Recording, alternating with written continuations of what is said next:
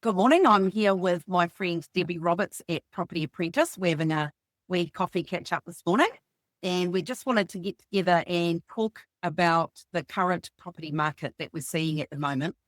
Because as one of Debbie's coaches mentioned to me the other day, we're in a perfect storm for property investors.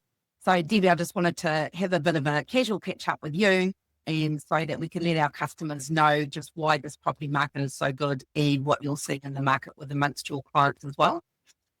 And all of that. Would you like to just quickly introduce yourself a little bit? Sure. So I'm Debbie from Property Apprentice, a financial advisor. And obviously our company helps people to learn how to be investors, to help prevent them from making mistakes that lots of new investors make. So, part of our service is to do full financial plans. And Linda is one of our trusted mortgage advisors that we work with and refer lots of our clients to as well. So, and thank you for inviting me along to join you in this podcast. And No, I think, yes, I've been working with Paul and Debbie at Property Apprentice for a little while now and can't recommend them highly enough for upfront advice on helping clients. I guess we'll start off with what is making this a perfect storm. And it's a mixture of lowest ever interest rates naturally in New Zealand, which I'll explain, combined with property values that we're seeing at the moment. And I can honestly count on my hand in the 30 plus years I've been lending, times that properties are cash flow positive or neutral from the outset. Normally that takes a number of years to get to. And a lot of clients are having to put in, up to $200 and $300 a week sometimes to start their investment portfolio. But at the moment, what I'm seeing is we're actually getting cash flow neutral or cash flow positive properties from the start. And what I mean by that is cover the mortgage expenses. Customers might just be topping up rates and insurances or something like that at the moment with interest rates. And so that's what we mean by cash flow positive. And it's a really, really good opportunity that's out there at the moment with that. Are you seeing cash flow positive and neutral properties at the moment with your clients, Debbie? Yeah, what we're seeing at the moment is that the properties that have got the strongest cash flow tend to be the multi-income properties or properties that clients can create additional income streams. So it's pretty hard to negotiate to a point where it's cash flow positive right off the bat. And it's always been like that. Generally speaking, you do need to either negotiate hard at the point of purchase or add value to the property to increase the market rent. So sort of looking for potential that most buyers don't see. But we're certainly seeing some good cash flow deals at the moment. Some multi-income properties are generating like 10, 11, 12% gross yield. So some of those are pretty spectacular deals. A lot of them need a lot of work to get to that point, but the deals are definitely there. It's like I've been saying to clients, this is a buyer's market and the clue's in the name. But the irony of the buyer's market is that there's not generally that many buyers in the market. Yeah. And that's something that we're starting to see change at the moment. So there are more and more buyers coming in. One of the good things about the current market is that we've had a lot more listings coming into the market as well. But with the increasing number of buyers, even though we've had more and more listings coming on board because people have been hanging on by the skin of their teeth to, wait until things improve a bit before they sell. So listings are abundant, but the increased number of buyers is starting to really eat into that supply. So, we are reaching a point where it's almost like a tipping point. More people are coming into the market to buy and they're soaking up some of that supply of listings. So, at the end of the day, it's all about supply and demand. And I think we're not too far away from a potential tipping point where we'll lose this buyer's market and move into a bit more of a balanced market and then become a seller's market. Mm. And that'll be interesting again in January and February. We have an influx of listings again. If it's been like the last few years, if the buyers haven't kept up with the supply of listings that have come on, then it'll flip over back to a buyer's market again. But that will depend because we are seeing a lot more activity in terms of buyers being out there in the market now. So I'd say there'll be a lot more demand coming the beginning of next year than we've seen the last couple of years as well. So that'll be interesting. Yeah. Yeah, and I found it interesting because it seems like everyone that I'm talking to at the moment, particularly new clients, but also some of the clients that have been around for a while, it seems like the overwhelming sentiment in New Zealand from people who are interested in buying property is that they're like, we need to do something now, otherwise we're going to miss the boat. So there's this real urgency out there.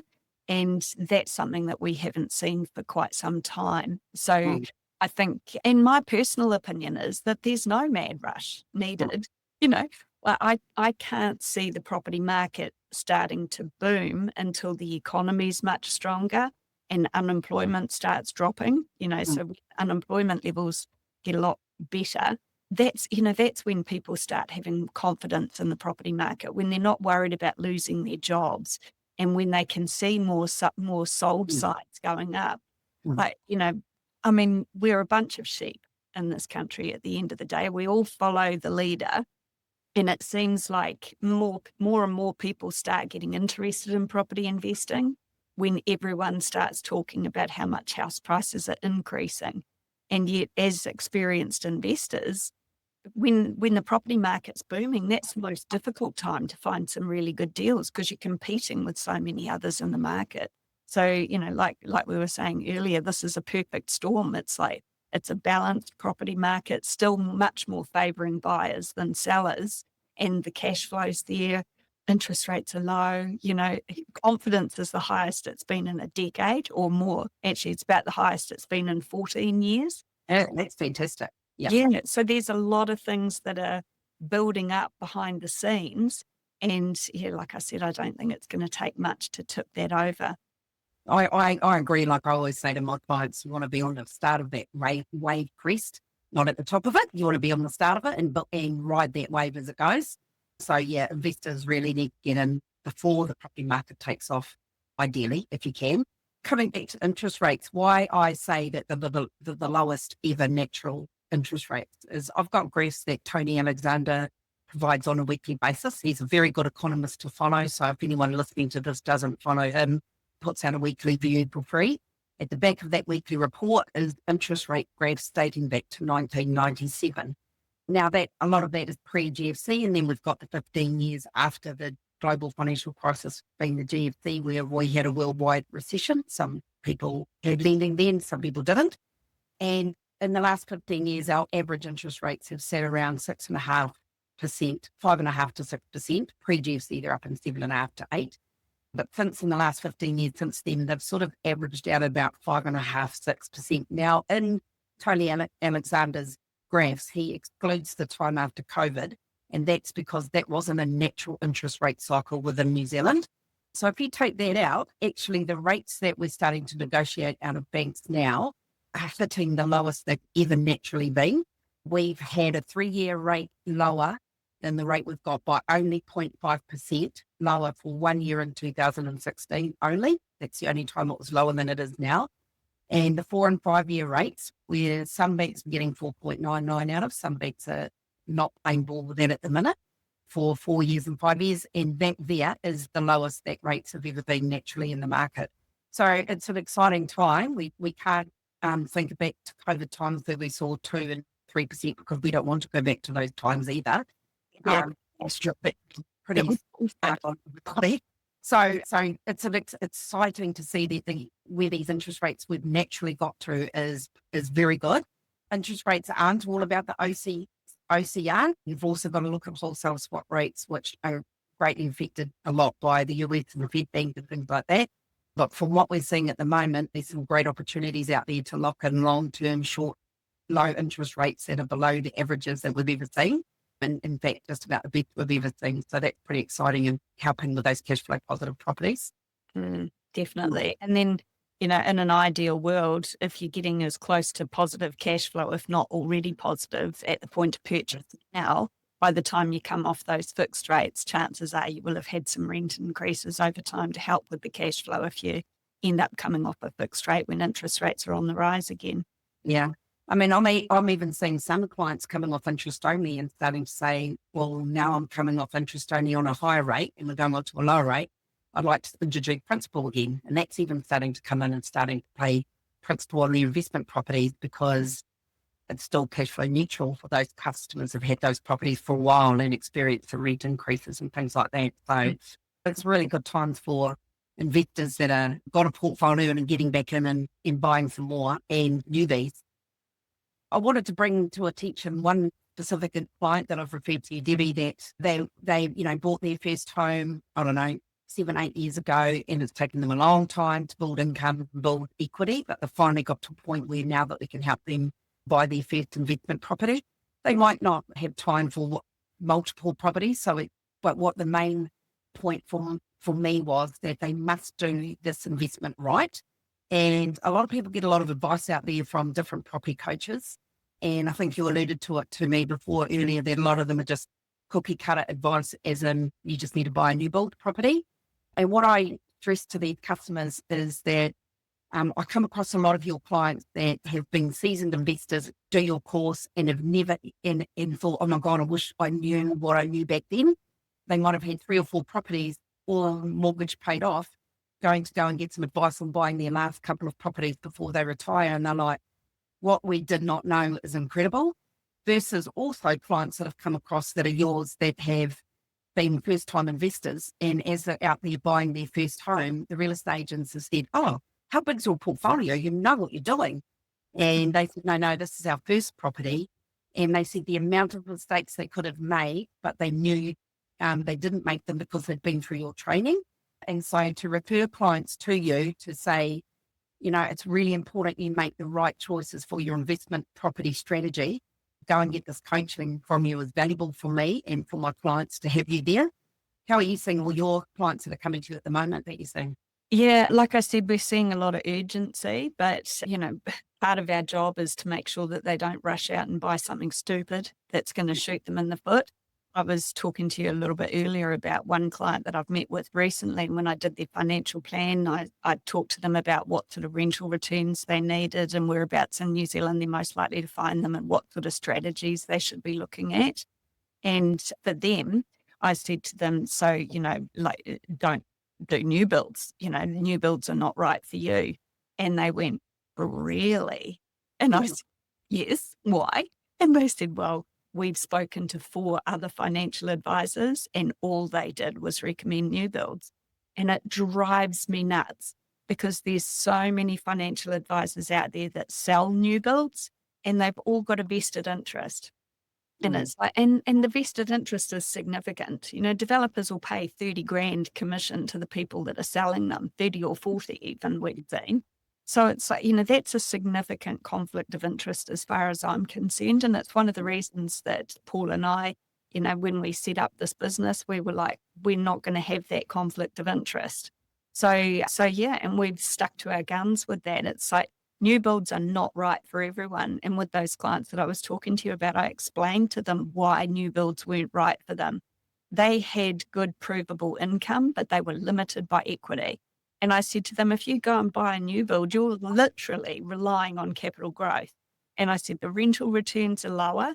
So although your income's good, you need to make sure that you're buying the right sort of properties to strengthen your cash flow position as well as strengthen your equity position.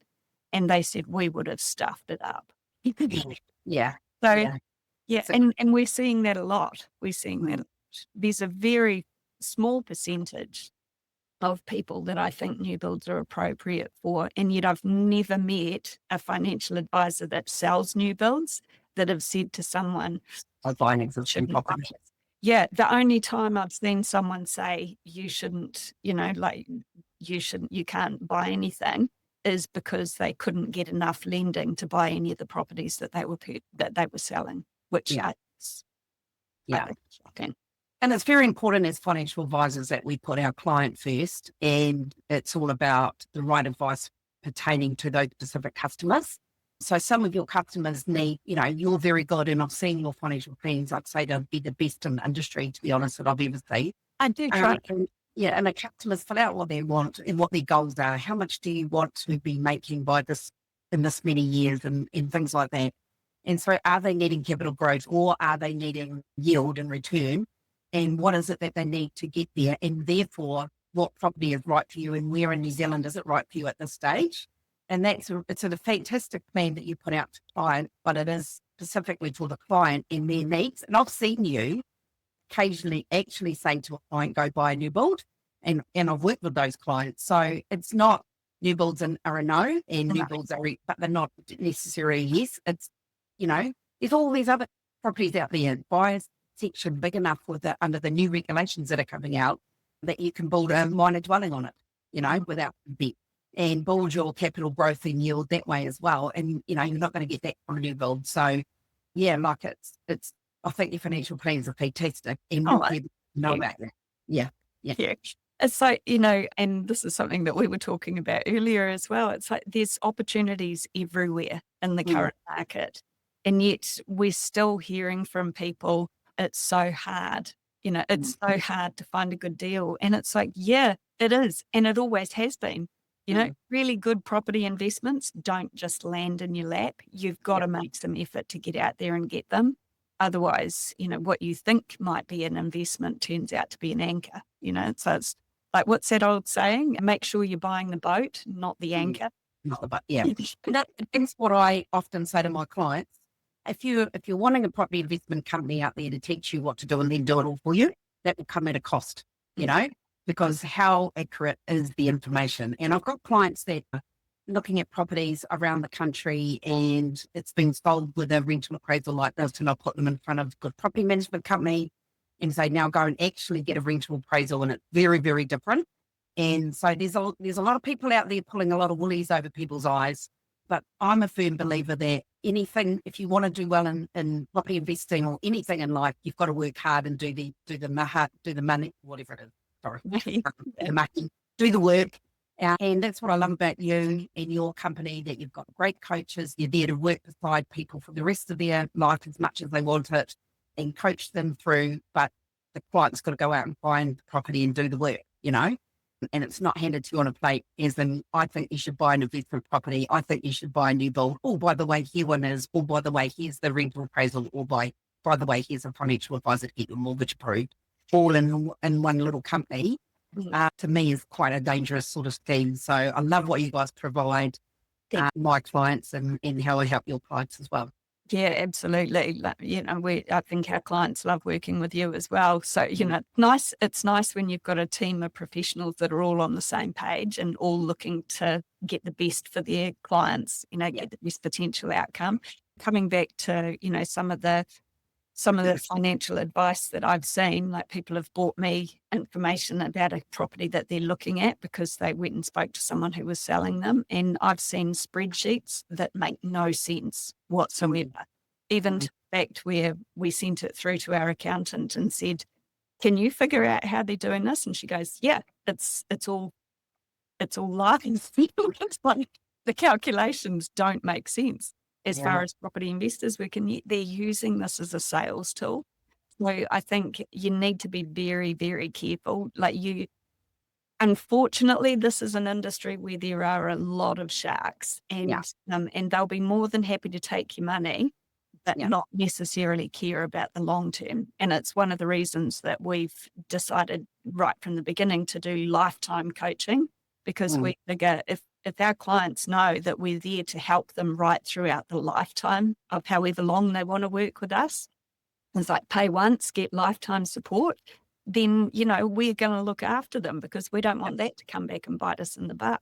But yeah, unfortunately, there's a lot of others out there that might sell a property and then wish you the best of luck. That's not us. No. And it's not me. I'm here on the journey with clients as well. Not a transactional mortgage advisor, so I'm not being on this journey with my clients and the ones I work with you too. So it's fantastic. So people, if you're listening to this and it's something you're thinking, can I invest? Should I invest? Is now the right time? It is definitely now the right time in terms of the property market. We can help you determine whether you're financially ready to do so, and therefore what should you invest in. I highly recommend Property Apprentice team for that. There's no other company that I would ever work with in terms of getting good advice for my clients. I can highly recommend them. And if you're looking at working out whether this is something that you could do, or if you've already bought a property and you're looking to see where you can go again, then Paul and Debbie and myself are here to help you with that. Just get in touch. Absolutely. And I just want to like my final words, I just want to say, this stage of the property cycle comes around about once every 10 years. So we've got a window of opportunity here. And I'd hate for people to get to the point where they're like, oh, I wish we'd bought property in 2024 or 2025 or 2026. Yeah. And they don't get started until the boom because, market conditions are almost perfect at the moment. They absolutely are. We haven't seen this for a long time. We haven't got a frenzy around it like happened after COVID, which is perfect. There's no frenzy. You can take your time. You can get the advice. You don't have to be in a rush. And that rushes always scare us because, people then make quick decisions. We need to be on this, make sure you do it correctly, and make this investment property journey and portfolio that you build so that you get the right to make your own choices financially in the future. And you become independent of, you have your own financial independence. You do that over a period of years and it's important that you do it right. So, yeah. Good. Well, thanks for today, Debbie. Really appreciate Thank you for inviting me along. Yeah. All right. Thank you, everybody. Bye-bye. Bye.